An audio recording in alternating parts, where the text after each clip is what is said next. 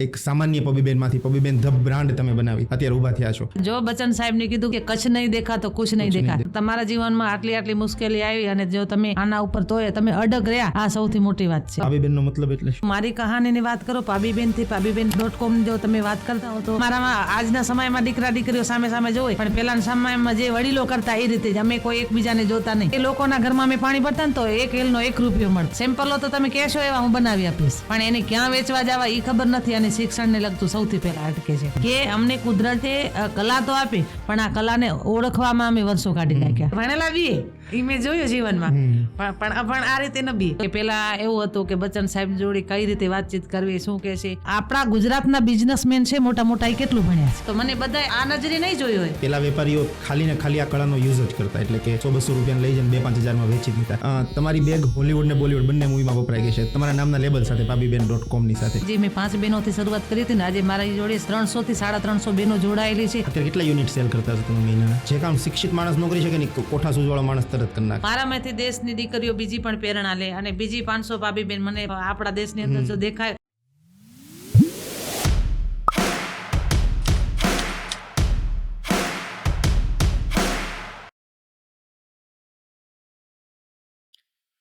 શિયાળે સોરઠ ભલો, ઉનાળે ગુજરાત, ચોમાસે વાગડ ભલો ને મૂંજો કચ્છડો 12 માસ. કચ્છની એવી ધરતી ઉપરથી કે કહેવાય કે 12 માસની ધરતી છે. કચ્છની આવી ધરતી ઉપરથી આજે આપણી વચ્ચે ઉપસ્થિત છે. મારે જો કે ઇન્ટ્રોડક્શન આપવાની કોઈ જરૂર નથી. એનું રીઝન છે કે તમે અમિતાભ બચ્ચન સાથે કેબીસીમાં જઈ આવ્યા, તમે શાર્ક ટેન્ક સિઝન 2માં જઈ આવ્યા, તેથી ફંડિંગ પણ લઈ આવ્યા. તમારી બેગને તમારા નામથી ઓળખવામાં આવે છે. આજે આપણી વચ્ચે ઉપસ્થિત છે પબીબેન રબારી, જે શાર્ક ટેન્ક ફેમ થયા છે અને પોતાના આર્ટવર્કથી ખૂબ જ ફેમસ છે. કેમ છો પબીબેન?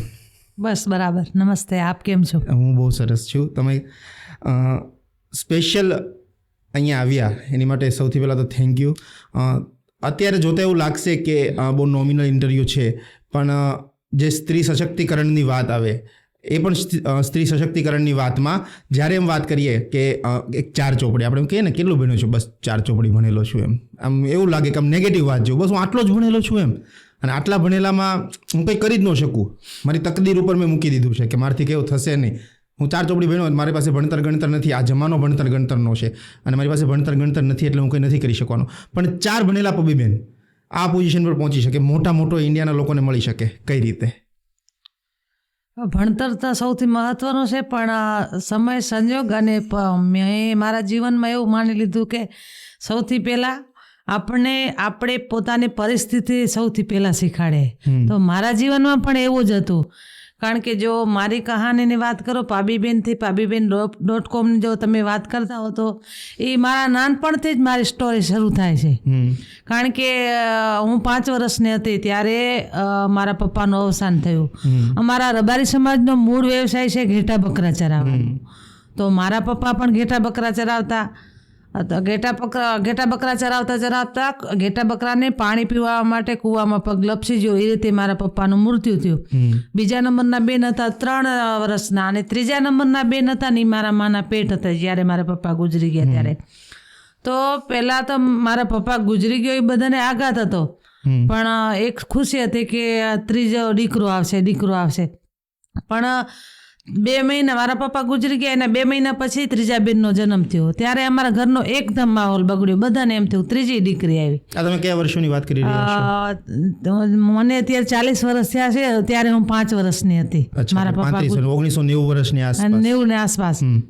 તો અમારા ઘરનો એકદમ માહોલ બગડ્યો. બધાને એમ થયું દીકરી તો પારકા ઘરના દીવા છે, હમણાં હાલી જાય છે. ત્યારે મારી ઉંમર તો 5 જ વર્ષની હતી, પણ એ વાત છે મને હજી સુધી યાદ છે કે આજે બધા એમ કહે છે કે દીકરા દીકરી એક સમાન, પણ એક સમય એવો હતો કે દીકરાને જ મહત્વ, દીકરીનું કાંઈ વેલ્યુ નહીં. દીકરી એટલે સાપનો ભારો.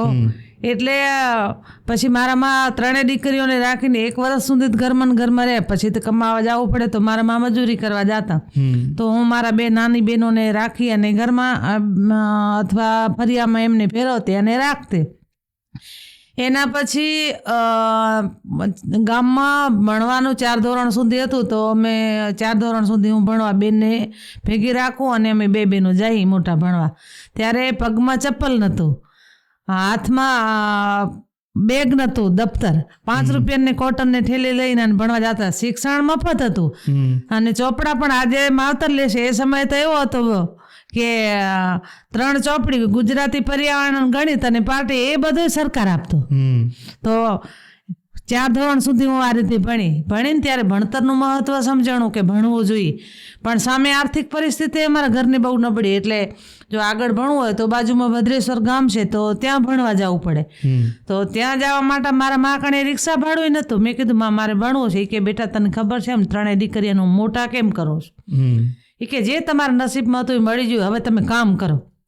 ત્યારથી અમે ભણવાનું મૂકી દીધું અને માને કામ કરાવવામાં મદદ કરવાનું ચાલુ કર્યું.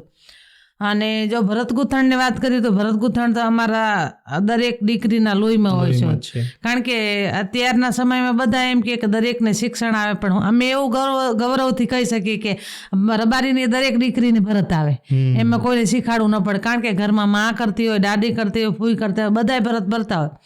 એટલે મને 7 થી 13 વર્ષની ઉંમરે ભરત આવડી ગયું હતું. પણ તમે કોઈ અહીંયા વાત કરેલી કે પહેલાંના સમયમાં જે ભરત કામ થતું એ તમે એક ઇન્ટરવ્યુમાં કશે કહેતા તમે સાંભળ્યું હતું કે પહેલાંના સમયનું જે ભરતકામ હતું એ ભરતકામ દહેજમાં દેવા માટે થતું. હા, બિલકુલ સાચી વાત છે. કારણ કે અમારામાં નાનપણથી જ દીકરી જે ભરત ભરે એ પહેલે પોતે ભરવા માટે જે શીખે ને તો સૌથી પહેલાં પોતાના ઘાઘરા, કાંચરિયા, ઓઢણીને એવું તૈયાર કરે. પછી એને એકદમ ફાઇન કમ્પ્લેટ આવડી જાય ત્યારે નાનપણથી જ ડાયજાની તૈયારી થવા માંડે. કારણ કે અમારામાં એક એવો રિવાજ છે અને હજી સુધી પણ છે, પણ હવે સમય પ્રમાણે થોડો ફેરફાર થયો.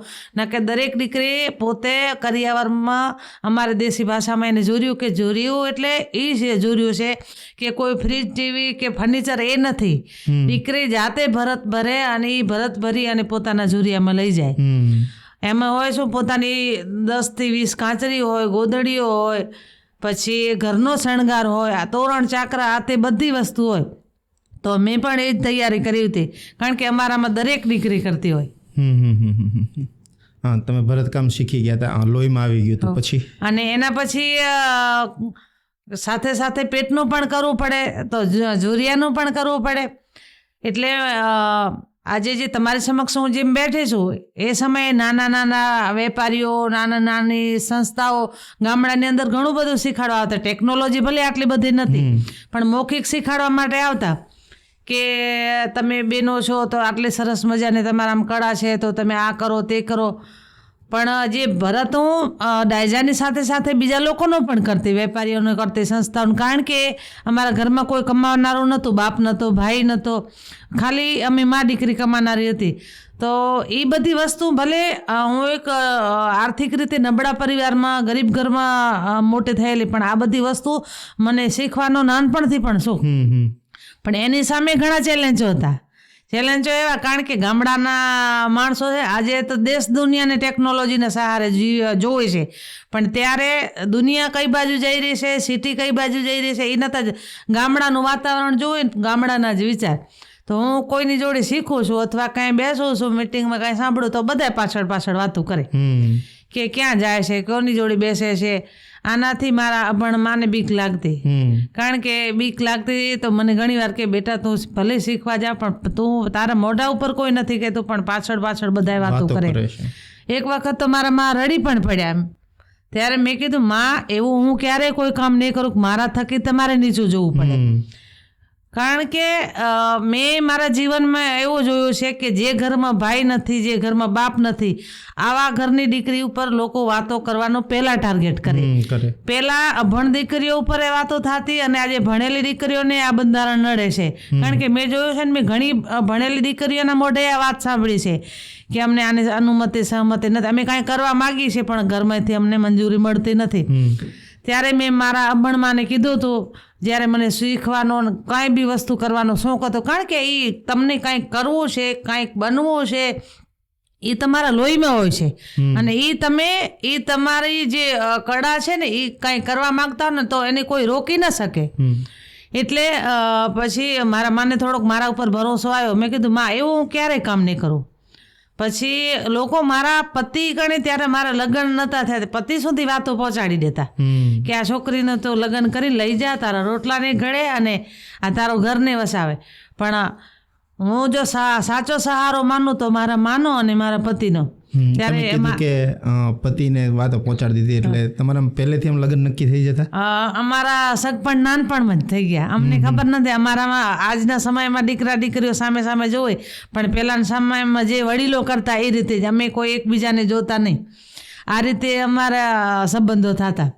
તો પણ મારા પતિને ભરોસો હતો કે એવું કામ નહીં કરે, કે ભલે મારું ઘર નવસ આવે, એને જે કરે છે બરાબર કરે છે. પછી માનો અને પતિનો સપોર્ટ હતો એટલે મને એમ હતું દુનિયાની જે વાતો કરવી ભલે કરે, પણ મારે કામ કરવું છે, મારે કાંઈક શીખવું છે. એટલે આ વર્ષો સુધી જે લોકો મારી પાછળ વાતો કરતા હતા એમને કોઈને મેં પાછો જવાબ ના આપ્યો, કોઈને ઠપકોય ના આપ્યો. તમે શું મારા ઉપર વાતો કરો છો? હું મારી રીતે કામ જ કરી ગઈ, શીખે જ જઈ. શીખવા તો ઘણું બધું મળ્યું જીવનમાં, કારણ કે મેં ઠોકરો જ એટલી બધી ખાધી કે એનો કોઈ હિસાબ નહોતો નાનપણમાં. એ ઠોકરોએ મને જે આજે હું મારું જે સપનું સાકાર થયું એ બધું ઠોકરોના કારણે જ થયું. પછી એના પછી અમારા સમાજમાં એક રિવાજ હોય કે દરેક ઘરમાં અને કંઈક પ્રસંગ હોય તો પહેલાં અમારા માટીવાળા ઘર હતા, આ સિમેન્ટવાળા નહોતા.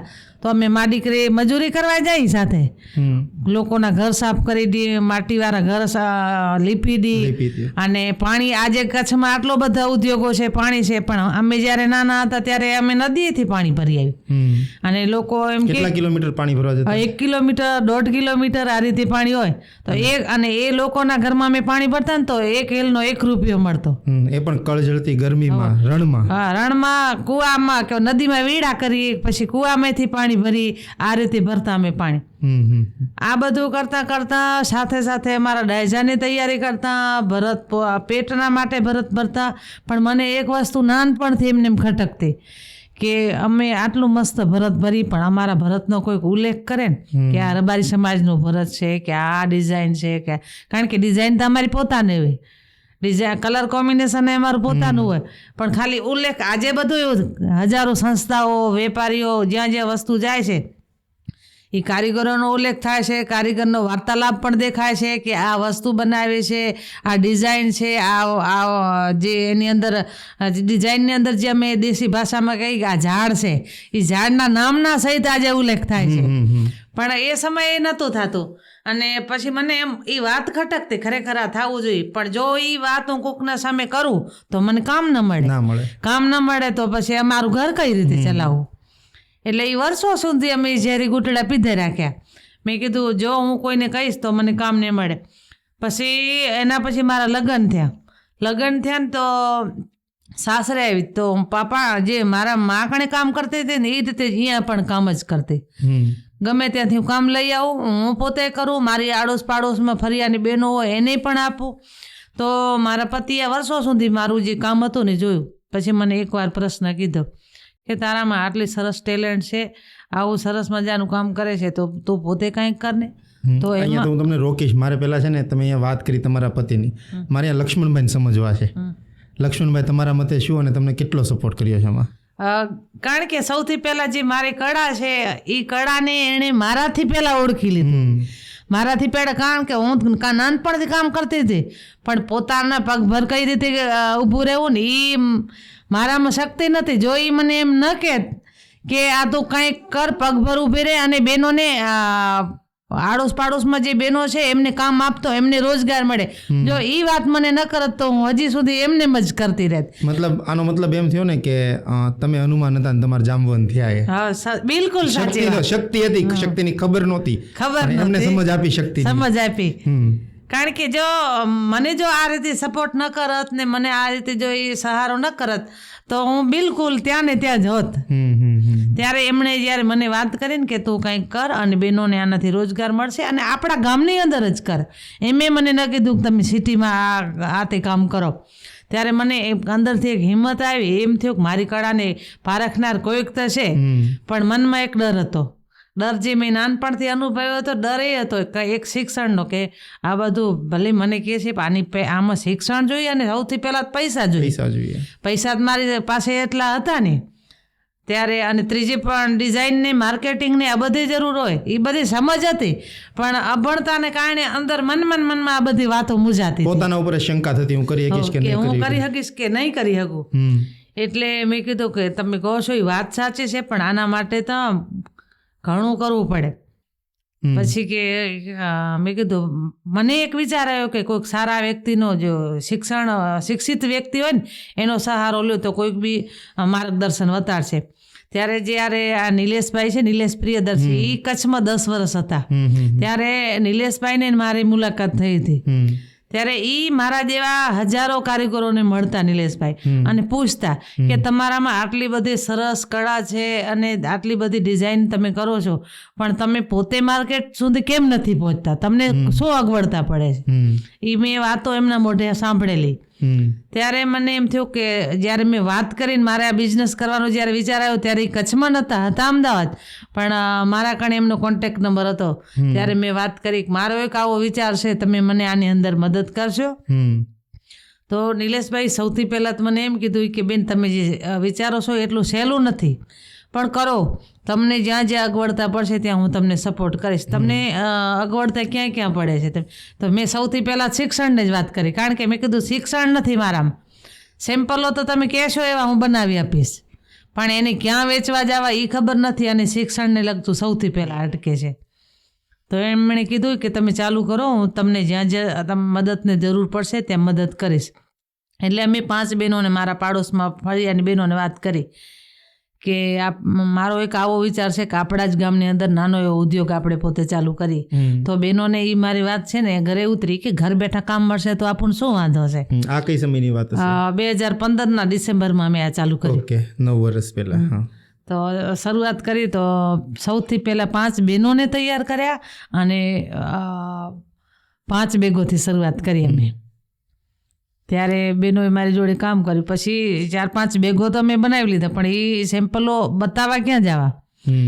બતાવવા જવા તો જે આપણી બેગની ખાસિયત શું છે એ ખાસિયત સામાવાળાને આપણે કહીએ તો એને તો ખબર પડે, એમને એમ તો ખબર ન પડે. તો એક જગ્યાએ હું શોરૂમમાં બતાવવા ગઈ તો એ મને મૂંઝવણ થાય. મેં કીધું એ લોકોની જોડે વાતચીત કઈ રીતે કરવી? તો ત્યારે નિલેશભાઈ કે બેન, તમારી પોતાની બનાવેલી વસ્તુ છે એને તમારે કદર કરવામાં તમને વાંધો શું છે? ત્યારે પછી હિંમત કરી અને અમે 2 જણા ગયા એક જગ્યાએ બતાવવા માટે. જ્યારે બતાવવા માટે ગયા ને ત્યારે સૌથી પહેલો મને 70,000 રૂપિયાનો ઓર્ડર મળ્યો. પહેલો ઓર્ડર 70,000નો મળ્યો.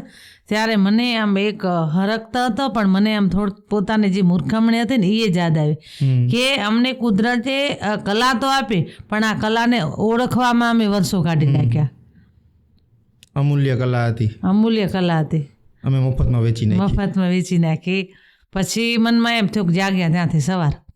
એટલે એ 70,000નો ઓર્ડર પૂરો કર્યો. એના પછી એક નાનો એવો ઓર્ડર અમે બીજો નાનો એવો એક્ઝિબિશન પ્રાઇવેટ કર્યો. ત્યારે વેચાણ ખાલી 4,000 રૂપિયાનું થયું, કારણ કે પછી મેં મારા પતિ પહેલાં રસકસની દુકાનમાં નોકરી કરતા, અને કરિયાણાની દુકાન. પછી મારી જોડે જ્યારે 4,000નું વેચાણ થયું ને ત્યારે મને કે કેમ થશે? મેં કહ્યું એ તમે મારા ઉપર ભરોસો રાખશો, પ્રગતિ તો 100% થશે, પણ વાર લાગશે. પછી એના પછી અમે ગરવી ગુર્જરી જોડે એક્ઝિબિશન કર્યું. પણ ગરવી ગુર્જરી જોડે જ્યારે મેં એક્ઝિબિશન કર્યું ત્યારે મેં નક્કી કરી લીધું કે મારે આ પોટલા ભરીને ફરવું નથી. પહેલાં એ જોવું છે કે મારા જેવા હજારો ભાઈ બહેન કારીગરો છે એ શું કરે છે. પછી મેં એ મેળામાં જોયું, ઘણા વણકરો ભાઈઓ હતા, ખત્રીઓ હતા, દરેક અલગ અલગ પોતપોતાની જે કળા હતી કળાવાળા. કોઈનો વિઝિટર કાર્ડ હતો, કોઈની પોતાની બ્રાન્ડ હતી, કોઈ ઇન્સ્ટાગ્રામનો ઉપયોગ કરતો હતો, ફેસબુકનો કરતો. મેં સીધે એના ઉપર નજર રાખી. મેં કીધું હું ભલે અભણ છું, પણ આ લોકો જે ઉપયોગ કરે એ મારે કરવો છે. દૂરભાષી આમ જોઈ ગયા ભવિષ્ય કે આનું જ ભવિષ્ય, કે ભવિષ્ય આનું જ છે. પોટલા ભરીને આપણે ગામો ગામ ફરશે, સિટી ફરશે તો લોકોને ખબર નહીં પડે. પછી એ જ્યારે હું એક્ઝિબિશન કરીને સીધી આવીને તો પહેલાં જ નીલી, કારણ કે અભણ છું, જાતે જ કાંઈ કરી ના શકો, આના માટે ભણેલ માણસનો સહારો લેવો પડે. સીધું આવીને નિલેશભાઈને કીધું, મેં કહ્યું મારી પોતાની બ્રાન્ડ બનાવી દો. મારી પોતાની બ્રાન્ડ વગર લોકોને ખબર નહીં પડે કે આપણે શું કામ કરીએ.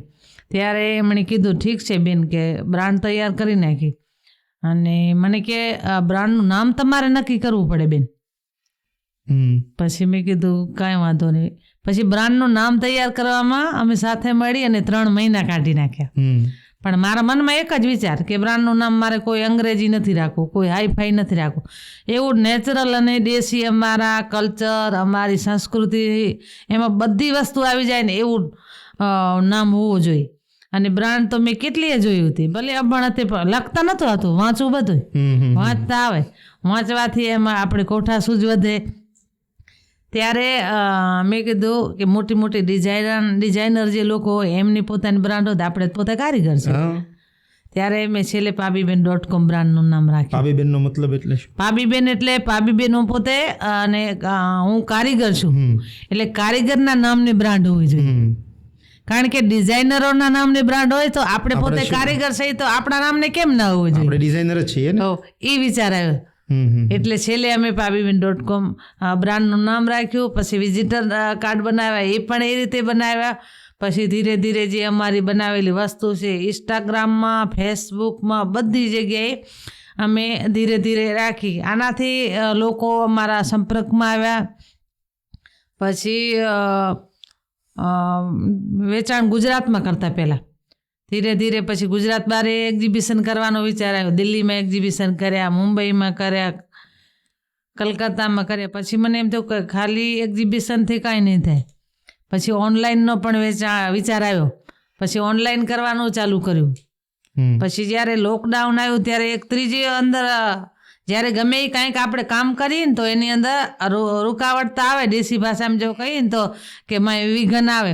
જ્યારે લોકડાઉન થયું ને, કોરોના આવ્યો ત્યારે મને એમ થયું કે હવે શું કરવું, એક્ઝિબિશન તો બધા બંધ થઈ ગયા. ત્યારે અમે લોકલ ગિફ્ટ બોક્સ બનાવ્યા. અત્યારે વેચીએ છીએ એ અમે લોકડાઉનમાં બનાવ્યા. પછી એનો પ્રાઇસ સાવ નાની રાખી. અને પહેલાં તો અમે શરૂઆત એવી કરી કે જે સારા માણસો હતા, મોટા બિઝનેસમેન લોકો હતા, કે એકબીજાને સંદેશો પહોંચાડી શકે એવા લોકોને અમે ફ્રીમાં આપ્યા. પછી એના થ્રુ અમને ઓર્ડરો ઘણા આવ્યા ઘર બેઠા.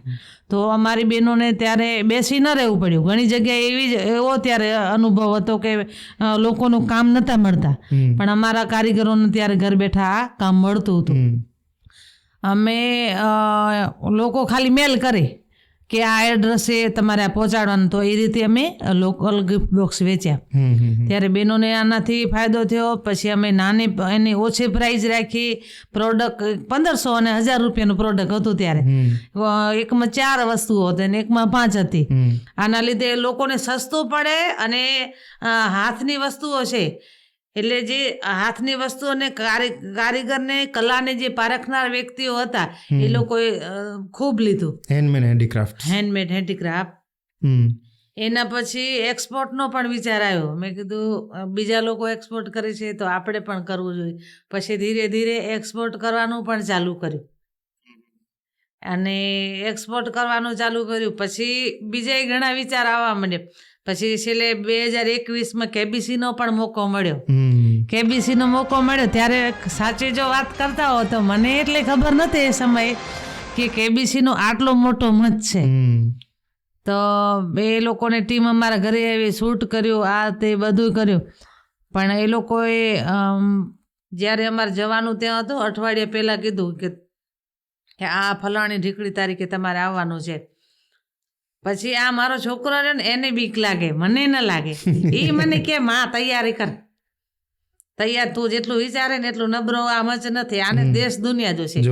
પણ મારા મનમાં એક જ વિચાર હતો કે ભલે દેશ દુનિયા જોવે એમાં આપણે કાંઈ ખોટું થોડું કહેવું, જે સાચું જે છે. અને એક તો મને પહેલે જ નક્કી જ હતું, કારણ કે અભણ માણસને ક્યારે એવું પૂછવાના નથી કે જે ભણેલા લોકોને પૂછતા હોય. આપણને પૂછા કરે તો આપણી સંસ્કૃતિ વિશે પૂછા કરે, આપણી જે ધર્મગાથાઓ છે એના વિશે પૂછા કરે, આપણા કલ્ચર વિશે પૂછા કરે. તે એ તો આપણનો, કારણ કે દેશી માણસને આ તો મૌખિક આવતું હોય. મને કે રોજ મને જે જૂના કેબીસીના વિડીયો આવે ને વતાડે, માં જોઉં ન કે તને સવાલના જવાબ નહીં આવડે, માણસો હસશે. મેં ભલે હે, હું કાંઈ વાંધો નથી. એને કારણ કે ભણેલા બીએ એ મેં જોયું જીવનમાં, પણ અભણ આ રીતે ન બીએ. પછી મને એમ થયું કે થોડોક એમ ભણેલા ઉપર ભરોસો તો કરવું પહેલેથી. મેં કીધું કે આ કે એટલે ખોટું તો નહીં. છેલ્લે જનરલ નોલેજની એક ચોપડી લીધી. જનરલ નોલેજની ચોપડી લીધી ને એના 11 કે 14 પાના એમ કાંઈક વાંચ્યા. મેં કીધું આ જનરલ નોલેજની જે ચોપડી છે આમાં પૂરા ભારતભરનો ખજાનો હશે, જે છે આની અંદર જ છે. પણ બન્યું એવું કે એના 14 પાનામાં જે મેં વાંચ્યું ને એમાં એકે વસ્તુ મને પૂછાણું નહીં. અને બીજો મને થોડોક મનમાં એવો અહમ હતો કે હું ભલે ના ભણશું પણ મારી જોડે બીજો એક કરમવીર આવે છે ને એ ભણેલું માણસ હશે, મારો પહેલો નંબર આવી જશે, પછી બીજો ભાગ તો એ ભાઈ સંભાળી લેશે. પણ ત્યાં બન્યું એવું કે જે સામે મારી જોડે બીજો કરમવીર હતો એ મારા જેવો ગામડાનો માણસ કડિયા કામ કરતો, અને પેલો એ ભાઈનો નંબર આવ્યો, પછી મારો નંબર આવ્યો. અમે ત્યાં હોટલમાં રોકાણા જ્યારે મુંબઈ ગયા ત્યારે અમારું એક બેન ઇન્ટરવ્યૂ લેવા માટે આવ્યો. ઇન્ટરવ્યૂ લેવા માટે આવ્યો ને તો અમને કે આમ બોલવાનું ને તેમ બોલવાનું, ત્યારે એ પૂછપરછ થાય. મને એમ થયું કે આમ આ બેન કે ને આપણે જવાબ દેવા, એમાં ખરેખર મને કે મૂંઝવણ થવા મળી. તો બેનની રિપોર્ટમાં ત્યાં જઈને લેખિત મેં ઉડી હતી કે બે કરમવીર મને એવું લાગે થોડા ગભરાય છે. તો અમે બીજે દી અમારે 8 વાગે હોટ સીટ ઉપર બેસવાનું હતું. તો બચ્ચન સાહેબે અમને હોટ સીટ ઉપર બેસવાના હતા એથી 5 મિનિટ પહેલાં અમને મળ્યા અનુપમ ખેર અને બચ્ચન સાહેબ મળ્યા. ત્યારે મેં કચ્છની વાત કરી સૌથી પહેલાં તો, કે કચ્છમાં કળા તો વર્ષોથી હતી, પણ જો બચ્ચન સાહેબને કીધું જો તમે આ એડવર્ટાઈઝ ન કરી હોત કે કચ્છ નહીં દેખા તો કુછ નહીં દેખા, તો આજે દેશ દુનિયામાંથી જે કચ્છ જોવા માટે જે દુનિયાની પબ્લિક આવે છે એ ક્યારેય ના આવત. જે અમારી કલા છે પેટારામ પૂરી પડી હોત, એને કોણ જોત? જોનારા પારખનારા હોવા તો જોઈએ ને, બનાવનાર તો અમે સહી, પણ એને પારખે કોણ? કચ્છની અંદર દરેક સમાજમાં દરેક જ્ઞાતિમાં કલા છે. એવું નથી કહેતા કે એક ખાલી હું રબારી છું તો અમે રબારી જ કલા કરીએ. ત્યાં જેટલી સમાજ છે બધી સમાજોમાં કલા છે અલગ અલગ પ્રકારની. ત્યારે આટલી અમે વાતો કરી ત્યારે બચ્ચન સાહેબ બોલી પડ્યા એ કે તમે કહેતા હતા કે કરમવીર મૂંઝાય છે, આ લોકો ક્યાં મૂંઝાય છે? આ તો બરાબર વાતો કરે છે. એના પછી અમે હોટ સીટ ઉપર બેઠા, વાતચીત કરી, સવાલ જવાબ બરાબર થયા. અને બચ્ચન સાહેબ કણે એક તો મોટામાં મોટી વસ્તુ હું એ શીખી કે પહેલાં એવું હતું કે બચ્ચન સાહેબ જોડે કઈ રીતે વાતચીત કરવી, શું કહે છે, પણ એમનું જીવન મેં એવું જોયું કે એમનામાં મને એક તો સમૂરી મોટાઈ ના દેખાણી. કારણ આપણા પોતાના ઘરના વડીલ આપણી જોડે જેમ બેઠા બેઠા ડાયરામાં વાત કરતા હોય એ રીતે એમણે મારી જોડે વાતચીત કરી. અને કેમ કે આપણે પોતાના જ ફેમિલી જોડે આપણા પોતાના પરિવાર જોડે જેમ વાત કરતા હોય ને એ રીતે વાત કરી, એટલે જે અંદરનો ડર હોય ને એ ડર સમૂરો નીકળી ગયો. ઘરનું વ્યક્તિ વાત કરતું આ રીતે જ વર્તન કર્યું. અને આ રીતે એમનામાં મોટાઈ, અભિમાન આ મેં સમૂરું ન જોયું. ત્યારે મને એમ થયું કે ખરેખર આ લોકો ના નામના ખરેખર સાચી નામના કમાણા છે. એમને એમ મોટા નથી થયા, પણ આ આટલા બધા લોકોમાં જ્યારે ગુણ છે ને ત્યારે એમને આ નામના મળી છે. આ હું મારા જીવનમાં ત્યાં કેબીસીમાં શીખી.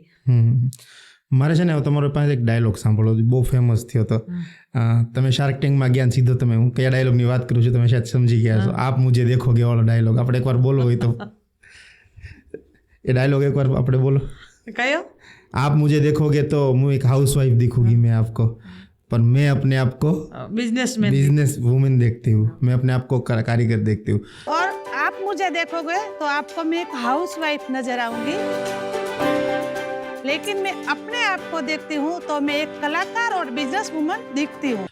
નજરિયાનો બહુ મોટો ફરક છે આમાં, કેમ કે એક સિમ્પલ જે તમે એટાયર પહેર્યું છે, જે તમે કપડાં પહેર્યા છે, સિમ્પલી હમણાં એક સમય પહેલાં એક રીલ આવેલી કે દુબઈની અંદર જે આપણા ટ્રેડિશનલ એટાયર હોય એ પહેરાવીને એના મમ્મી પપ્પાને એક છોકરો લઈ ગયો, તો બહુ વાયરલ થઈ હતી. આ બધું જોવું બહુ ગમે, પણ જ્યારે તમે એક માણસને પોતાની સાંસ્કૃતિક વેશભૂષામાં જુઓ કે જે પોતે વર્ષોથી પહેરતા આવ્યા જુઓ, એટલે એમ મનમાં જે વધુ ભણેલા ગણેલા હોય ને એને એકવાર થઈ જાય જાહિલ લોકો છે, સીધું જ મગજમાં આવું ખરાબ વ્યક્તિત્વ તમારું પ્રેઝન્ટ કરી દે. જોવે નહીં, જાણે નહીં વ્યક્તિ કોણ છે, કેવો છે, પણ સીધું જ એમ થાય કે આ વ્યક્તિ ઓછું ભણેલો હશે એટલે કે ખબર જ નહીં પડતી હોય. આ રીતનું માઇન્ડસેટ મગજમાં આવે. પણ તમે તમારા મોઢેથી એમ કહી દીધું કે તમે મને જોશો, તમે સીધી જ વાત કરી દીધી કે તમે મને ઘર કામ કરતી જોશો, પણ હું જ્યારે મને જોઉં છું ત્યારે એક બિઝનેસ વુમન જોઉં છું, કે હું જ્યારે જોઉં છું ત્યારે આર્ટ વર્ક કરતી એક વ્યક્તિ તરીકે જોઉં છું. શાર્ક ટેન્કની વાત આપણે પછી કરીએ, બરાબર? તમે જે તમારી આખી કહાની કહી દીધી કે ક્યાંથી એક સામાન્ય પબીબેનમાંથી પબીબેન ધ બ્રાન્ડ તમે બનાવી અત્યારે ઊભા થયા છો, બરાબર? આ બિઝનેસને આપણે સમજ્યો કે પબીબેને કઈ રીતે આ બિઝનેસ ઊભો કર્યો. હવે આપણે આ બિઝનેસને દુનિયાકીય રીતે સમજીએ આખો, કે જે તમે બિઝનેસ કરો છો, બરાબર, એ બિઝનેસનો ગ્રોથ કેટલો સમય સાથે ચાલે છે, તમારે અત્યારે સ્ટેબલ ઇન્કમ અંદાજે કેટલી થતી હશે, અને વર્ષો વર્ષમાં કેટલી પ્રગતિ થતી જાય છે? જો તમે આમાં પ્રગતિની વાત કરો ને તો પ્રગતિ સૌથી પહેલાં તો જે મેં 5 બહેનોથી શરૂઆત કરી હતી ને, આજે મારી જોડે 300થી 350 બહેનો જોડાયેલી છે. કારણ કે એ બહેનોએ મારો વિશ્વાસ જીતી લીધો છે. બહેનોને જ્યારે મારામાં વિશ્વાસ બેઠો ત્યારે મારી સાથે જોડાણી. એમને એમ ગામડાની બહેનો જોડાય એ શક્ય નથી ક્યારે. કારણ કે સૌથી પહેલાં મારા માટે તો એ મોટી વાત છે. આપણે બિઝનેસ કેટલો કરીએ કે ક્યાં સુધી પહોંચી એ બીજા નંબરની વાત છે, પણ વધુને વધુ બહેનો આપણી સાથે કઈ રીતે જોડાણા, બહેનોને એમને ઘર બેઠા જે રોજગાર મળ્યો એ રોજગારનું મહત્ત્વ જ્યારે બહેનોને સમજાણો, પોતાની કળા કઈ રીતે જીવિત રહી, આ સૌથી પહેલું હું મારા જીવનમાં મહત્ત્વ માનું છું. એક શબ્દ છે આત્મનિર્ભર, બરાબર? આ શબ્દનું મહત્વ મારા ખ્યાલથી તમારી માટે વધુ હશે અમારા બધા કરતાં, કેમ કે શહેરોમાં મોટા થયેલા લોકો અને જેમણે કંઈ તમે જે વાત કરી એ જમાનાની વાત, કે કદાચ એ 1990નો જમાનો આજે સિટીમાં જોઈએ અને ત્યાં જોઈએ, કદાચ બીજા ગામડા કરતાં પણ કચ્છના ગામડાઓ જોઈએ, બરાબર? કે જ્યાં રોડની સુવિધા નથી, જ્યાં લાઇટની સુવિધા નથી, જ્યાં પાણીની સુવિધા નથી. મેં તમને આપણે વાત કરતા હતા કે હેલારો મૂવીમાં મને બહુ વ્યવસ્થિત રીતે કચ્છ બતાવ્યું છે કે જ્યાં સ્ત્રીઓને વાત કરવાની પણ છૂટ નથી, બરાબર? આવી જગ્યાથી તમે આવીને એક મોટી બ્રાન્ડ બનાવતા હો ત્યારે આત્મનિર્ભર શબ્દનું ખૂબ જ મોટું મહત્વ હોય. પણ મારે તમારા દૃષ્ટિકોણથી સમજવું છે કે આત્મનિર્ભરનું મહત્વ તમારી જિંદગીની અંદર કેટલું છે? આત્મનિર્ભરની જો તમે વાત કરો ને તો આત્મનિર્ભર કારણ કે જાતે બનવું પડે. એ તમે એક ભણેલા ગણેલા ભલે વ્યક્તિઓ હો અને તમે જો અંદર ગભરાવ તો આત્મનિર્ભરનો કોઈ મહત્ત્વ નથી.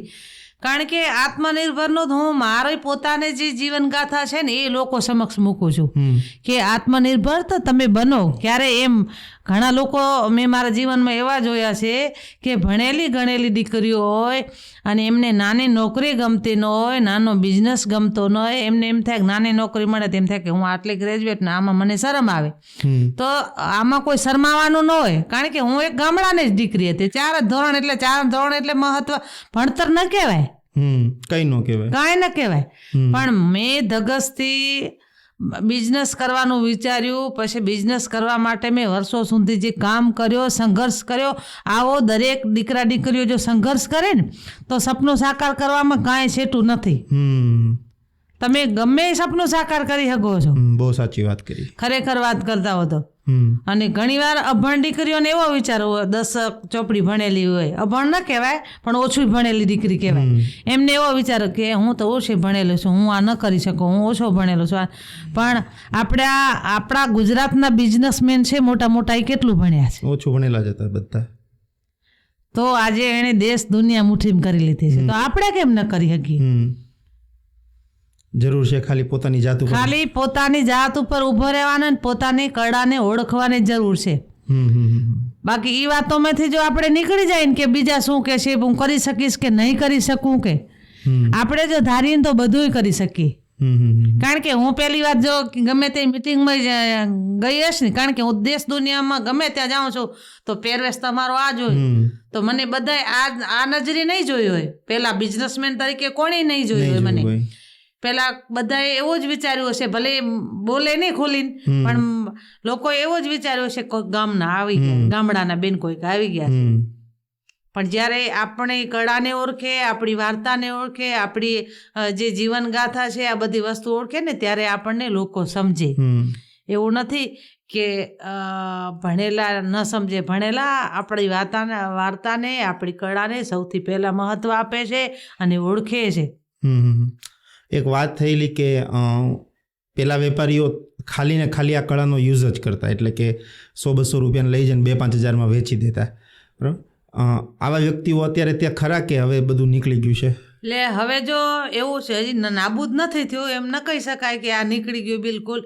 પણ હવે ખરેખર સાચા જે કારીગરો છે એ કારીગરો હવે જાગ્યા છે અને હવે એમને એમનું પોતાની જે કલા છે એના મૂલ્યની થોડી થોડી ખબર પડી છે.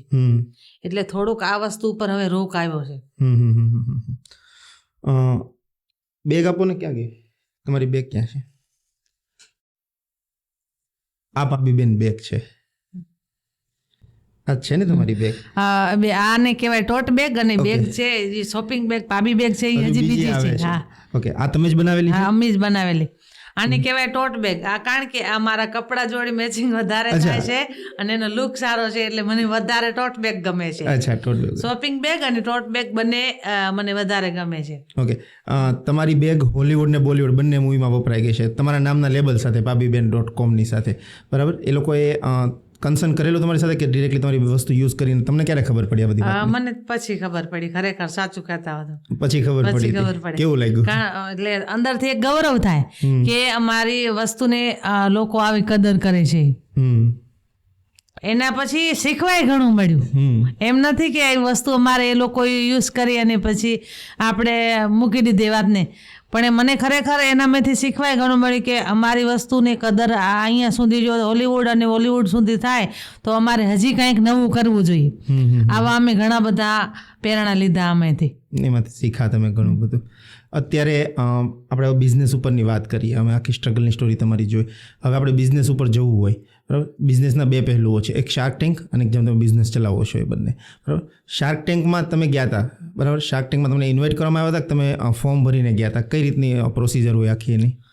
શાર્ક ટેન્કમાં અમે ફોર્મ ભર્યું હતું અને એના પછી અમને સિલેક્શન કરવામાં આવ્યું હતું.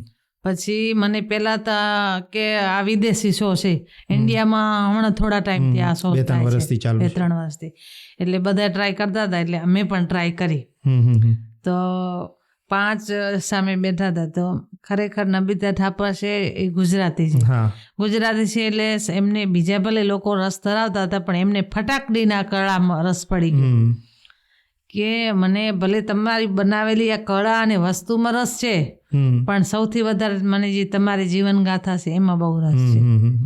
ઇન્સ્પાયર થઈ સીધી જે મારી સ્ટોરી છે સીધી એમને અટક કરી એમના જીવનમાં કે ખરેખર આ જાણવા જેવું છે. અને છતાં તમારા જીવનમાં આટલી આટલી મુશ્કેલી આવી અને જો તમે આના ઉપર તોય તમે અડગ રહ્યા, આ સૌથી મોટી વાત છે. એના પછી એ લોકોએ ઇન્વેસ્ટ કર્યા પૈસા. તમારો એપિસોડ આઈ થિંક 18-20 મિનિટનો હશે, બરાબર? ઓન ધ સ્ક્રીન કેટલું રેકોર્ડ થયેલું અને દેખાડ્યું કેટલું? દેખાડ્યું મેન. ઓકે, મેન જે હતું એ જ દેખાડ્યું. શૂટ થવામાં કેટલો સમય લાગ્યો હશે? સમય તો 1.5-2 કલાક થઈ હશે. એટલે તો થયો, થોડુંક એનાથી વધારે થયું હશે, કલાક જેવું થયું હશે. એમાંથી 3જા ભાગનું દેખાડેલું હતું. તમારી સાથે તમારી ડીલ ક્લોઝ થઈ, તમે કીધું નમિતા થાપર સાથે, એમનું ઇન્વોલ્વમેન્ટ આવી ગયું કે હજુ બાકી છે? એમનો 10 લાખ રૂપિયા આવી ગયો અને હજી 40 લાખમાં એ લોકોને સરકારની મંજૂરી જોઈએ છે. ઓકે, તો એ પ્રોસિજર ચાલુ છે. ઓકે, એટલે સમય જતા આવી જશે. પછી તમારી એમની સાથે વાત થઈ કોઈ ખરી?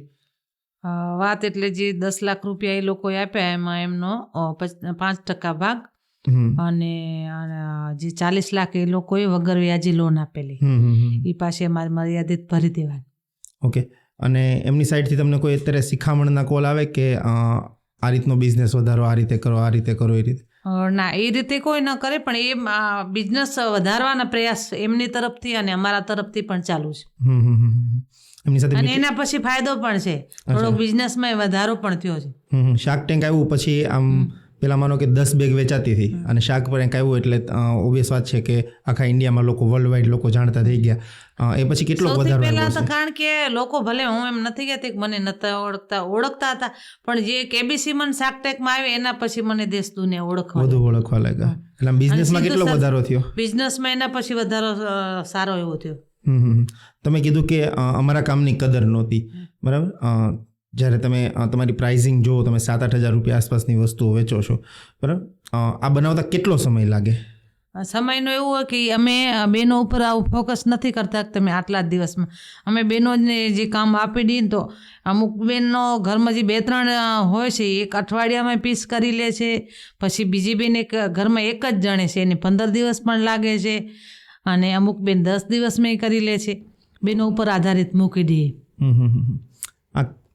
તમે કીધું કે હવે પહેલાં બિચોલિયા હતા એટલે એ લોકો સસ્તામાં વસ્તુ લઈ જતા, અત્યારે તમે એમને લોકોને હેલ્પ કરો છો. એમને ફિક્સ કારીગરી ઉપર તમે આપો છો કે એમને પાર્ટનરશિપ આપેલી છે કે કંઈ? કોને? બહેનોને જે બનાવે છે. બહેનોને એવું હોય કે બેનો જે બનાવતા હોય એમાં અમારી 4-5 કારીગરોની કમિટી હોય. સૌથી પહેલા અમે એક સેમ્પલ બનાવી, પછી એમાં કેટલા દિવસ લાગે છે અને ખરેખર એનું કેટલું મહેનતાણ હોવું જોઈએ એ અમે 4 થી 5 બહેનો જે બેઠા હોય ને એ બહેનો પોતે નક્કી કરે. કારણ કે હું પોતે નક્કી નથી કરતી, સામેવાર બનાવનાર વ્યક્તિ પણ નક્કી નથી કરતી. જે બહેનોને કમિટી છે એ પોતે જ નક્કી કરે કે આના આટલા હોવા જોઈએ અને આ માર્કેટિંગ સુધી આ વસ્તુ પહોંચે છે તો આનું વેચાણ પણ આટલું હોવું જોઈએ. એ રીતે એમ નક્કી કરે. અત્યારે કેટલા યુનિટ સેલ કરતા હશો તમે મહિનાના અંદાજિત? અંદાજિત 50 થી ઉપર કરીએ. ઓકે, ખુશ છો ખરા બિઝનેસમાં અત્યારે? ખુશ, બસ પોતાના બિઝનેસથી પોતે કરીએ તો એનાથી વધારે ખુશી શું હોય. સંતુષ્ટ છો ખરા? હો એકદમ. હજી તો બિઝનેસ વધારવાનો, કારીગર વધારવાનો મનમાં હજી ઘણો ઉત્સાહ છે કે વધુ ને વધુ કારીગર જોડીએ, હજી બિઝનેસ વધારીએ, પ્રોડક્ટ નવા હજી એડ કરી, આવા બધા હજી ઘણા વિચારો છે. ડિઝાઇનોમાં ફેરફાર કરી, કલર કોમ્બિનેશનમાં ફેરફાર કરી, આવી વિચારણા ચાલુ જ હોય. તમને લાગે છે કે તમે જે તમારું જૂની ડિઝાઇનિંગથી કામ કરતા, જે તમે કીધું કે અમે શીખીને આવીએ, લોહીમાં આવે, એની એ કળાથી કામ કરતા, એમાં તમે કંઈ મોડર્ન વસ્તુઓ એડ કરવા લાગ્યા છો? એમાં મને એક વસ્તુ દેખાય છે કે ભલે અત્યારના જમાનામાં હજારો વસ્તુ નવી બનાવી, પણ જે નેચરલ ડિઝાઇન છે, નેચરલ જે મોર છે, નેચરલ હાથી જે ડિઝાઇન છે, લોકોને અત્યારના નવા ડિઝાઇનરોને, અત્યારની માર્કેટને, ભલે એની અંદર આપણે કાંઈક થોડો ઘણો ફેરફાર કરી પણ જે ડિઝાઇન જે જૂની છે એ જ લોકોને ગમે છે. આપણે તમારા આખા બિઝનેસની વાત કરી, બરાબર? હવે તમે આવ્યા જ છો અને જે ધરતીથી આવ્યા છો, મારે ધરતીને પણ થોડીક સમજી લેવી છે. કચ્છ એટલે શું?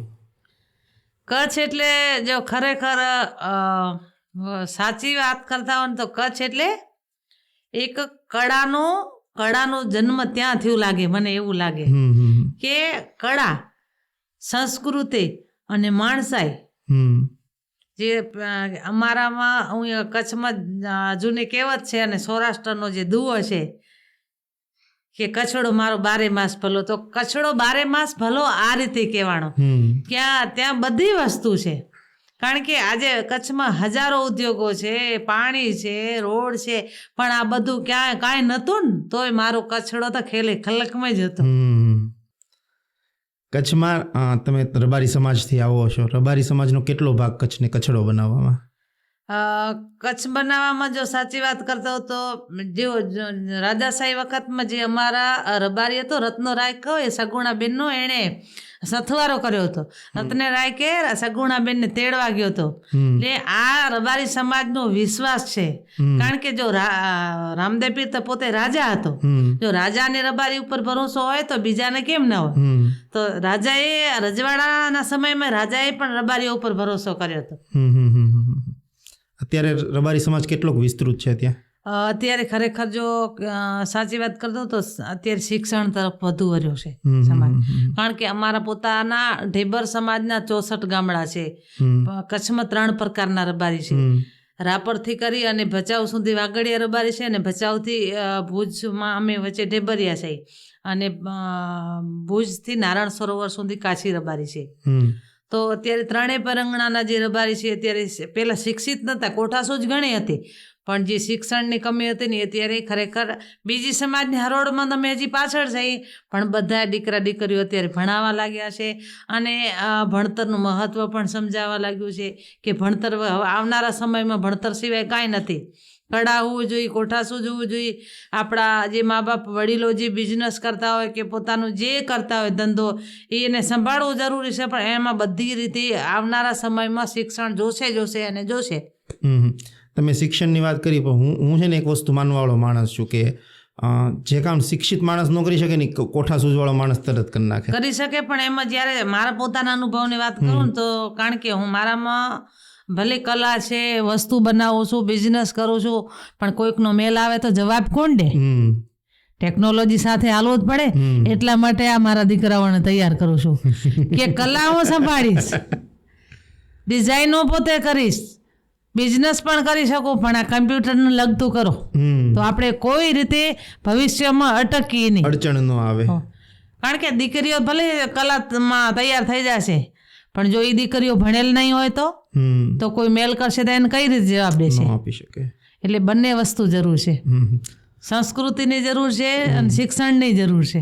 તમે આજથી 10 વર્ષ પછી pabiben.com ને ક્યાં જોવો છો? pabiben.com ને તો હું દેશની ફલક ઉપર જોવા માંગુ છું, પણ મારું એક બીજું પણ સપનું છે કે આપણા દેશની અંદર ખાલી એક પાબીબેન હું નહીં, મારામાંથી દેશની દીકરીઓ બીજી પણ પ્રેરણા લે અને બીજી 500 પાબીબેન મને આપણા દેશની અંદર જો દેખાય, સૌથી પહેલા તો ગુજરાતમાં અને દેશમાં દેખાવી જોઈએ. કારણ કે ત્યારે મને એમ સંતોષ થશે કે મેં એક આ પહેલ કરી હતી તો આ પહેલમાંથી બીજી દીકરીઓએ પ્રેરણા લીધા. કદાચ એવો સમય આવ્યો કે તમે 2 ઇનિશિયેટિવ લઈને નીકળ્યા છો, એક તમારો પોતાનો બિઝનેસ ચલાવો છો pabiben.com ને કદાચ બીજું એવું છે કે તમે એવો ઇનિશિયેટિવ ચલાવો છો કે તમારે 500 પાબીબેન બનાવવા છે, બંને જગ્યાએ સમય નથી આપી શકતા, શું ચૂઝ કરશો પહેલા? એટલા માટે અમે જે આ કારીગર ક્લિનિક શરૂ કર્યું છે ને એટલા માટે જ કર્યું છે કે પાબીબેન હું ભલે છું, મેં 0 થી હીરો બનવામાં જે ઠોકરો ખાધી છે એવી બીજા લોકોને ઠોકરો ન ખાવી પડે.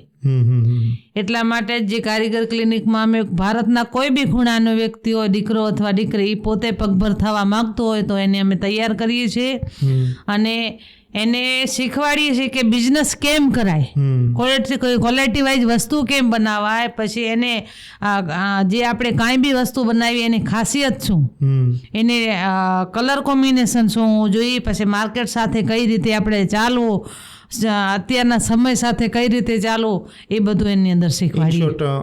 માર્કેટમાં ડિમાન્ડ શેની છે એનું મૂલ્યાંકન છે ને કારીગર ક્લિનિકમાં અમે આજ શીખવાડીએ છીએ. અત્યારે કેટલીક બ્રાન્ડ સાથે કામ કરો છો તમે કોઈ કારીગર ક્લિનિકમાં? કારીગર ક્લિનિકમાં તમે ઘણા જોડે કામ કરીએ છીએ પણ એ મોઢે તો ભાઈ મને નહીં આવે. મારું કામ છે બનાવરાવવું અત્યારે. ઠીક છે. બીજું તમે તમારા બિઝનેસ pabiben.com ને અત્યારે જે પોઝિશન પર લઈને આવ્યા છો એમાં તમે કીધું કે તમારું બહુ સ્ટ્રગલ રહ્યું છે, બરાબર? આ બિઝનેસને તમે તમારા છોકરાઓને સોંપીને જશો, ઓબ્વિયસની વાત છે. તમે કીધું કે હું મારી પેઢીને એટલે તૈયાર કરું છું કે આ બ્રાન્ડને ઇન્ટરનેશનલ બ્રાન્ડ બનાવે અને બીજા 500 પાબીબેન કદાચ તમારે બનાવવા છે કે બીજા 500 પાબીબેન મારી જેવા જોઈને અને એમને સ્ટ્રગલ ઓછું કરવું પડે, બરાબર? આ બધી વસ્તુઓથી હટીને હવે મારે એક વાતનો તમને સવાલ પૂછવો હોય કે પાબીબેનને બિઝનેસ વધારવા માટે હવે પોતાનું કચ્છ છોડીને અમદાવાદ આવવું પડશે, પોતાની જન્મભૂમિ છોડીને બહાર જવું પડશે, તો પાબીબેન જશે? પણ આપણને ઘર બેઠા ત્યાં આપણું નામ કામ બધું થાય છે તો છોડવાનું શું છે? સમયની માંગ છે, સમયની ડિમાન્ડ છે, જવું પડ્યું તો? મારા જીવનમાં હજી સુધી ત્યાં નથી આવ્યું તો એને એડજસ્ટ કરી લેવાય. જવું પડે પણ મને નથી લાગતું કે મારા જીવનમાં મારે આ કરવું પડશે. કારણ કે મને જરા હજી ગામડામાં રહેવામાં કાંઈ શરમ નથી આવતી, મારા પહેરવેશમાં કાંઈ શરમ નથી આવતી. બિઝનેસ તો હું ભલે અહીંયા સંભાળું છું ત્યાં સુધી ત્યાં છોકરાઓ તૈયાર થઈ જશે, એ સિટીનો સંભાળી લેશે ને ગામનો સંભાળી લેશે. અને એ તો જે સમય આપણને બતાવે કે તમારે આ કરવું તો સમય પ્રમાણે આપણે એ બધું કરવું પણ પડે. છોકરાઓને તમે શું શીખામણ આપો? સિટીમાં જતા રહ્યો ના, એ ક્યારેય ના આપો. હું છોકરાઓને શિક્ષણ બાબતે, બિઝનેસ બાબતે એ જ સૌથી પહેલાં તેને એમ જ કહું કે તારે શું કરવું, તમારે તમને જે વસ્તુમાં રસ હોય એમાં ધ્યાન આપો. પણ હવે છોકરાઓને લગ્ન કરાવવાનું થશે, છોકરાને લગ્ન કરાવશો એટલે છોકરીઓને ગામડામાં રહેવું જ નથી, એને મોકલવા જ પડશે. એમનો પોતાનો પ્રશ્ન છે, એ પોતે નક્કી કરી લે. આપણે એ લોકો ઉપર પ્રેશર ન મૂકવાનું ક્યારે. એમને જ્યાં રહેવું હોય ત્યાં રહે. સિટીમાં રહેવું હોય તો છૂટ છે, ગામડામાં રહેવું હોય તો છૂટ છે. તમે આજે બહુ બધી અમારી સાથે ધંધાકીય વાતો કરી, જણાવ્યું કે પાબીબેન કોણ હતા ને ક્યાં પહોંચ્યા, અને તમારામાંથી પાબીબેનમાંથી બહુ બધી પ્રેરણાઓ લઈને બીજા 500 નહીં તો 5000 પાબીબેન બને અને પોતાની સંસ્કૃતિ, પોતાની ધરોહરને જાળવી રાખે અને ધરોહરને આગળ વધારે અને એને એક સમયની માંગ સાથે બ્રાન્ડના રૂપે આગળ વધારે. Thank you so much Pabiben, તમે સુરત આવ્યા અમારા સ્ટુડિયોમાં અને ખૂબ જાણકીય માહિતી અમારી સાથે શેર કરી. Thank you so much on the CM show માટે આવવા માટે. Thank you. આભાર.